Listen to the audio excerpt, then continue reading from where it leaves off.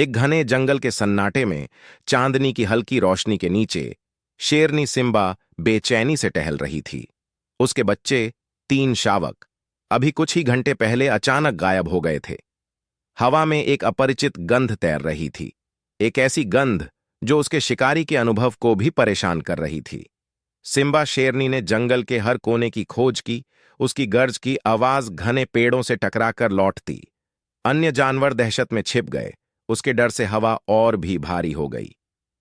लेकिन सिम्बा शेरनी को तो अब सिर्फ उसके बच्चों की चिंता थी। अचानक उसे जंगल के किनारे एक पुराने खंडहर की तरफ से आ रही कुछ कमजोर आवाजें सुनाई दीं। शावकों की फुसफुसाहट। उसकी ममता ने उसे बिना सोचे समझे खंडहर की ओर धकेल दिया। वह अंदर घुसी। धूल भरे अंधेरे को भेदने के लिए उसकी आंखें तेज हो गईं। और फिर उसने बच्चों को देखा। उसके शावक एक बड़े पिंजरे में बंद थे। पिंजरे के सामने एक लंबा दुबला आदमी खड़ा था, उसके हाथों में जहरीले तीर का एक तरकश था। सिम्बा शेरनी का खून खौल उठा। उसकी गर्जना इस बार गुस्से से भरी थी, उसकी गर्ज की आवाज से कंपाते हुए। आदमी चौंका। उसने डर से पीछे हटने की कोशिश की, लेकिन सिम्बा तेज थी। वह पलक झपकते ही पिंजरे के पास पहुंच गई। दहाड़ते हुए उस आदमी को खदेड़ दिया। आदमी भाग गया, जंगल की घनी झाड़ियों में छिप गया। सिम्बा शेरनी पिंजरे के पास खड़ी रही, अपने शावकों को देखती रही। उनके रोते हुए चेहरे देखकर उसका दिल टूट गया, लेकिन उसने जल्दी से काम लिया।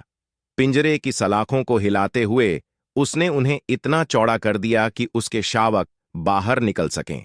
एक एक कर शावक पिंजरे से बाहर आए और अपनी मां के पास दौड़ पड़े। उनकी खुशी की फुसफुसाहट जंगल की खामोशी को तोड़ती हुई सिम्बा शेरनी के दिल को सुकून दे रही थी। उस रात जंगल शांत हो गया। चांदनी अब कोमल रोशनी बिखेर रही थी, जैसे जंगल के जानवरों का दर्द और डर धुल गया हो। सिम्बा शेरनी अपने शावकों को लेकर चली गई। उनकी सुरक्षा उसके लिए सबसे जरूरी थी।